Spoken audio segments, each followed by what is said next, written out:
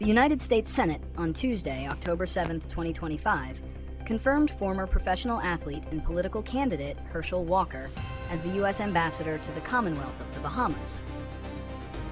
The confirmation, which passed by a narrow 51-47 vote, was part of a mass unbloc confirmation process aimed at filling numerous executive branch vacancies. This appointment is significant as it fills a critical post that had remained vacant for nearly 15 years, signaling a renewed, urgent American focus on its closest Caribbean neighbor. Walker, a longtime ally and political nominee of President Donald Trump, assumes the role during a period of rising geopolitical tension, with his mandate centering on two primary diplomatic challenges: aggressively countering China's expansive economic influence in the Caribbean and bolstering cooperation on counter-narcotics efforts. His confirmation followed a contentious process where his non-traditional background and previous political controversies were heavily scrutinized against the backdrop of the post's strategic importance. Analysis: reasons and consequences. Reasons for the appointment. The decision to nominate and confirm Herschel Walker can be understood through two lenses: domestic political patronage and strategic necessity. Political patronage and loyalty. Walker's nomination is widely viewed as a political reward for his high-profile but ultimately unsuccessful 2022 Senate bid in Georgia, which was strongly backed by the administration. Appointing prominent, non-career figures to less politically visible diplomatic posts is a common practice in Washington, often used to compensate allies.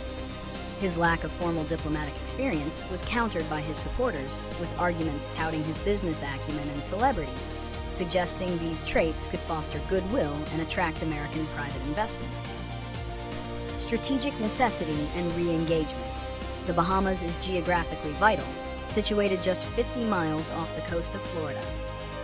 Its position makes it a critical partner in U.S. security efforts regarding migration, counterterrorism, and drug interdiction. The post's 14-year vacancy had created a vacuum the U.S. establishment felt was increasingly being filled by foreign rivals, particularly China.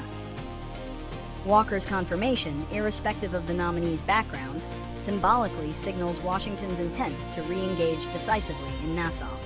Diplomatic consequences.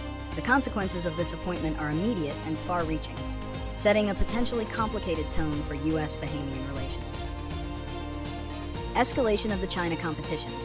Walker's primary self-declared goal, limiting Beijing's influence, injects the great power competition directly into bilateral relations.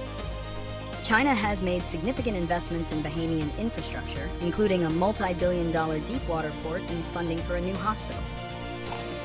While these projects are viewed by the U.S. as strategic threats, the Bahamian government and its people view them as necessary economic development.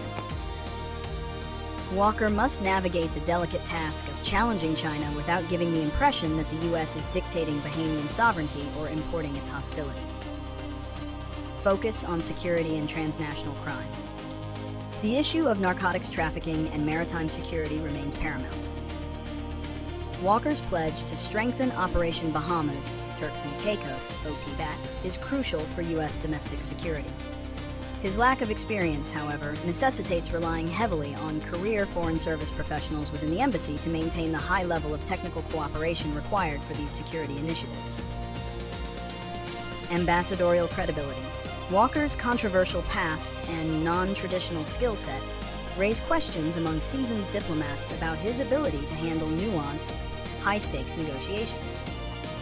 While the Bahamian ambassador publicly welcomed the confirmation, the success of his tenure will depend on his capacity to earn the respect of Bahamian officials and demonstrate diplomatic substance beyond political loyalty. Prediction and solutions. Prediction: Walker's tenure will be marked by intense scrutiny, and its success will primarily depend on whether the U.S. can offer tangible economic alternatives to Chinese funding. Without substantial, well-coordinated U.S. private sector or governmental investment, simply urging the Bahamas to reject Chinese deals will be ineffective.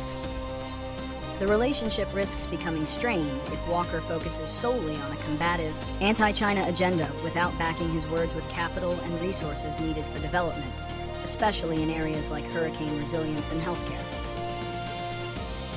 The immediate future of US-Bahamas relations will likely see an increase in security cooperation to counter narcotics, but progress on the economic front will be slow and challenging.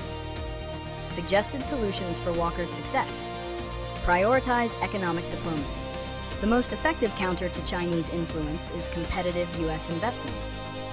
Walker must leverage his business network to incentivize American companies to invest in key Bahamian sectors: energy, tourism, infrastructure modernization, and lobby Congress for increased U.S. International Development Finance Corporation (DFC) funding for the region.